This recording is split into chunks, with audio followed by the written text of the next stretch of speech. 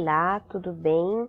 Então, ó, a gente parou ali, né? Fizemos os exercícios, o exercício 1, certo? Trabalhamos ali nessa ideia, observamos essas questões dentro das relações ali de multiplicação, divisão, né? Agora, a gente também vai perceber a questão da proporção. Lembra que a prof comentou na aula que toda vez que você encontrasse a mesma proporcional, ela seria chamada de uma constante de proporção? É o que vem a partir daqui, ó. A interpretação da constante K. Então, quer dizer, toda vez que eu encontrar uma proporcional, uma constante de proporção, você vai conseguir dizer se o conjunto de razões é proporcional ou não. Então, vou colocar um exemplo rapidinho aqui para a gente ver. Um momentinho. Ó, digamos que você tenha 1/2 e... Só um pouquinho. Dá uma travadinha. E que você tenha 3/6. O que você consegue observar?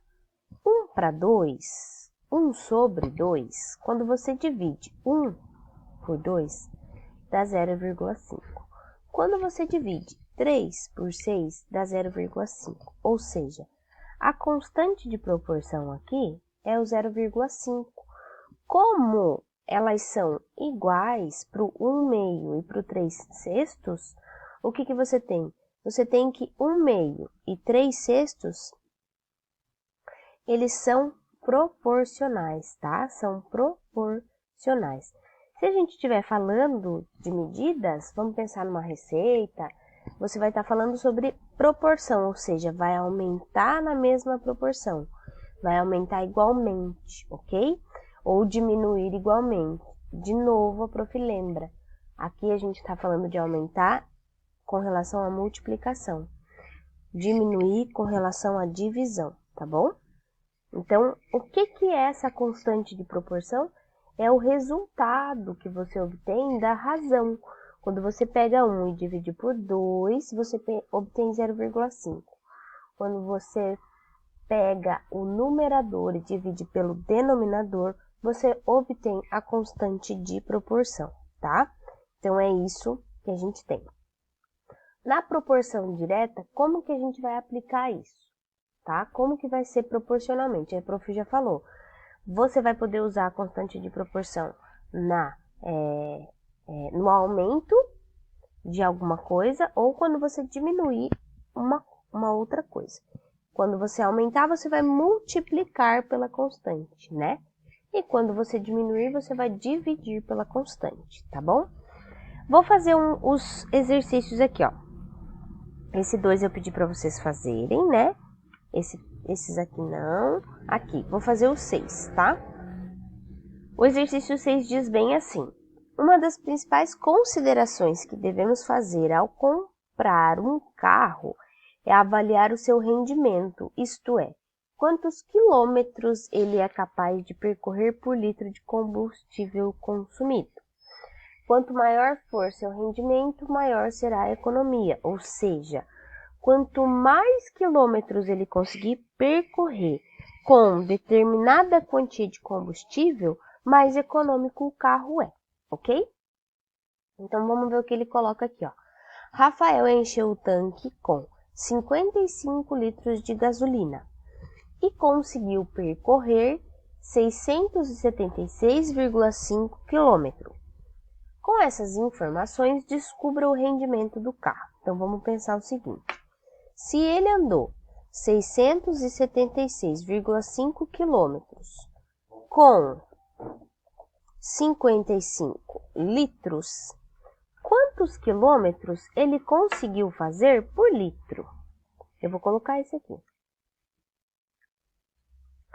Quantos quilômetros ele faz? Quantos quilômetros ele faz por litro?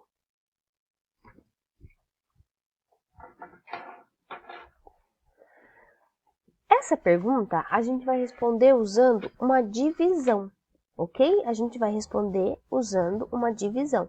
Eu vou pegar os 676,5 e dividir pelos 55, tá bom? Então, vamos fazer uma divisão para aí a gente descobrir qual é a constante de proporção. A gente sabendo a constante de proporção, eu vou saber dar a resposta para outras perguntas, ok? Então, se ele me perguntar, e se eu preciso andar 100 quilômetros, quantos litros eu coloco? E se eu preciso andar 200 quilômetros, quantos litros eu coloco? E por aí vai. Bom, quando a gente divide 676,5 por 55, você obtém 12,3. Ou seja, ele faz 12,3 quilômetros por litro, certo? Então, se eu tenho 1 litro, eu consigo fazer 12,3 quilômetros. Se eu tenho 2 litros, eu consigo fazer 24,6 quilômetros. E assim por diante. Se eu tenho 3 litros, 36,9 quilômetros, ok? Depois que você descobriu isso, o que acontece? Você pode responder qualquer pergunta para ele. Ele vai falar, bom, a gente já descobriu o rendimento do meu carro. Gente, se eu preciso percorrer 200 quilômetros, você vai montar uma regrinha de 3, que é o próximo assunto que nós vamos falar, tá? E se eu tenho só 50 litros, quantos quilômetros eu vou poder percorrer? Nós vamos montar a regrinha de 3, que é o próximo assunto que nós vamos falar. Então, qual é o próximo assunto que nós vamos falar? Regra de 3 direta, tá? Então, você vai montar aqui, ó, uma tabelinha. Vou montar uma tabelinha para a gente inserir. A gente já falou também sobre isso na outra aula. Lembra que a gente colocou litros de um lado, quilos de carne de um lado, pessoas do outro? É essa tabelinha que a gente vai montar, tá? Ó, vou montar assim.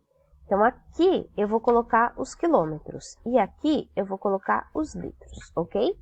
Então, a gente sabe que a gente percorre 12,3 quilômetros com 1 litro, certo? Foi o que a gente descobriu aqui, ó.